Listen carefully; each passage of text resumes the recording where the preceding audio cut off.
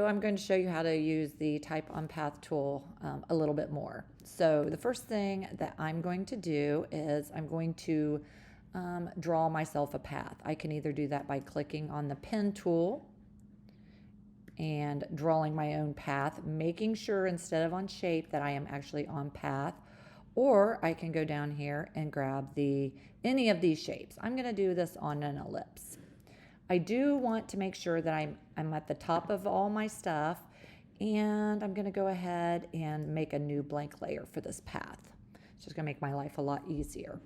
Next thing I'm going to do is I'm going to go ahead and draw my circle. If you didn't want it to be a perfect circle, you could draw an ellipse. It's going to be up to you. If you want to draw a perfect circle, just make sure you hold the shift key down. Next thing I'm going to do is I'm going to go over here to the left, and I'm going to grab the horizontal type tool. I'm going to head towards my path. There's two things I need you to understand. The first is when your cursor looks like this, it's going to allow you to type on the path. If it looks like this, which is a circle around your type tool, that is going to type inside of the path. So if I click, I'm going to show you this just so you understand, this is allowing me to type inside of my tool. Let me pick a different color so you can see here. And that is going to be inside of the circle. Obviously, that's not what I want. I want to be on the outside of the circle. So I'm going to just undo. And to type on the path, I'm going to make sure I'm on the outside, and I can simply click. I don't want all the filler text, so immediately I'm going to hit delete. And then no matter where you're at, I would suggest going ahead and typing the information that you want. We are going to use the information for our the logo or the slogan for our company, which is keep styling while staying protected. So we're going to put keep styling at the top, so keep styling. Obviously, I need to pick a different color, so I'm going to pick my color picker. I'm going to pick up dark purple here to kind of stay with my theme. Oops, make sure you don't forget to select it.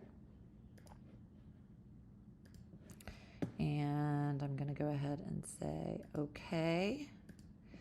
And now, in order to move this, the first thing that I would do is I would make sure that up here we have left, center, and right. I always make sure I'm on the center text. I think it's easier to manipulate. Then I would go over here, and below the text tool, you should find the direct selection tool. When you're on the direct selection tool and you hover over your words, what it will allow you to do is it will allow you to move that center point, and I would move it to the very top. That way you are assured that that is the center of your text, and everything should be nice and aligned.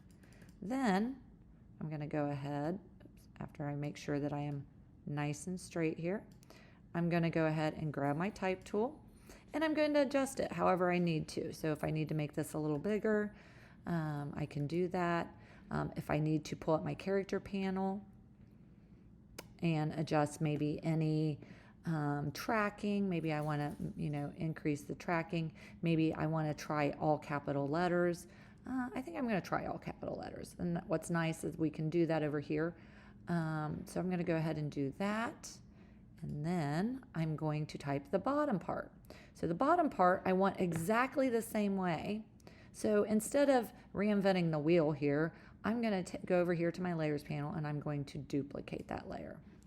With that duplicated layer, I am going to double click on it, and I'm going to go ahead and type the next words that I need, which is while staying protected.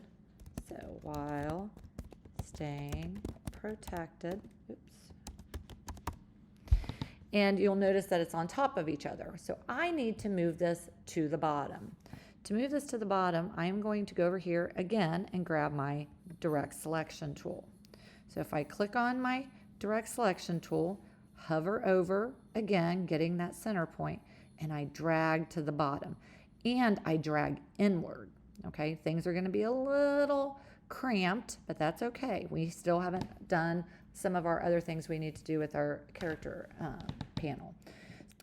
Once I get that put to the bottom, the next thing I'm going to do is I'm going to use my baseline shift, paying close attention to trying to get it outside of the circle. So I am going to click and drag until I see this is on the outside of that circle. I'm going to go ahead and check mark that.